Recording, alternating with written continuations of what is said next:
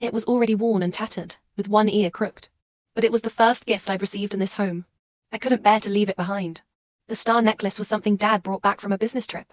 It even had my name engraved on it. Finally, I took a family photo. It was taken shortly after I first came to this home 5 years ago. In the photo, I was held between Mom and Dad, smiling so hard my eyes disappeared. I carefully wrapped the frame in the sweater and placed it in the middle of the clothes. That way, when I missed them, I could look at it. After packing everything, I closed the suitcase and zipped it up. The suitcase was heavier than when I'd arrived. I tested lifting it, I could barely manage. Outside, the sky had turned completely dark. I sat on the suitcase, quietly waiting for Mom and Dad to come home. When they returned, if they really wanted to send me away, I would say, "Okay, I've already packed." What if they wanted me to stay? If they kept me, I'd put the suitcase back and pretend nothing had happened. 7 o'clock, 8 o'clock, 9 o'clock. They still hadn't come back. Were they deliberately giving me time to leave on my own? Perhaps I should be more tactful. At 9:05, I stood up and took one last look at my room. On the desk lay unfinished homework. On the bed was the blanket Mom had aired out just yesterday, still carrying the scent of sunshine. On the windowsill was the succulent Mom and I had planted together. We'd promised to watch it bloom and grow together.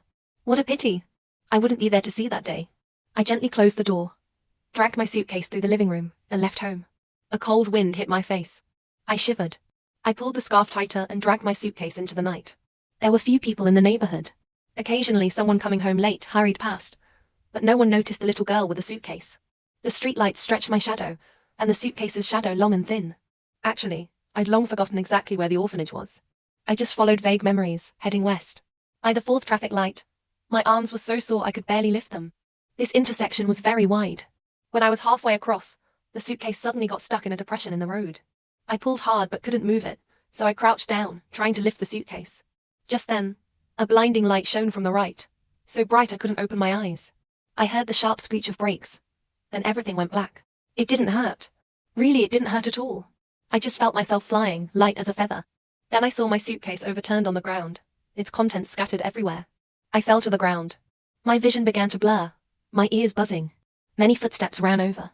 Many voices shouted, but they all sounded muffled, as if through thick glass, distant and unclear.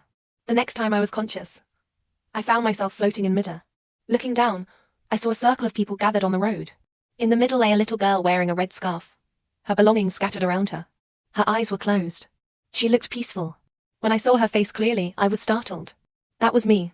The ambulance's red lights were flashing. The blue lights rotated, illuminating everyone's faces in flickering brightness and shadow.